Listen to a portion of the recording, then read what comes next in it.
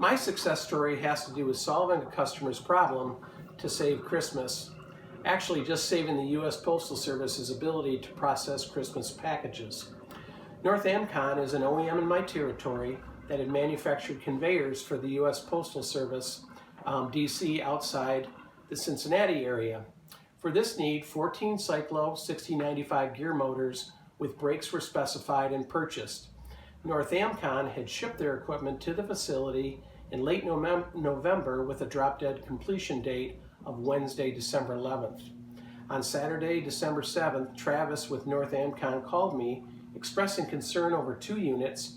One had a brake that had locked and would not release, and the other unit, the brake could not be timed correctly.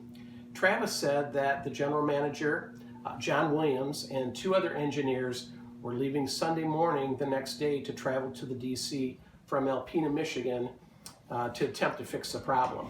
The DC is in Ned Kirkpatrick's territory, and Ned had stopped by on Monday to assess the situation. John Williams called me Monday evening and said he still couldn't resolve the problem and asked for any possible option. We decided to reach out to the Sumitomo Louisville facility to see if they could repair the 2 units. Tuesday morning, I contacted Sean Lambert, and he said that he and his team were standing by to help.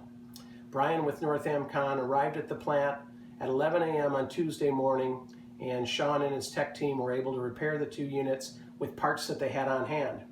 Later that afternoon, Brian returned to the U.S. Postal Service DC, and the project was completed just hours before their deadline. So John and his team were very grateful for the flexibility and expertise of the Louisville location. They were able to solve their problem as they neared their deadline. And there were a lot of other Sumitomo folks involved. Steve Lyons played a really key role. Kyle was very helpful, and as well as a lot of the customer service people inside.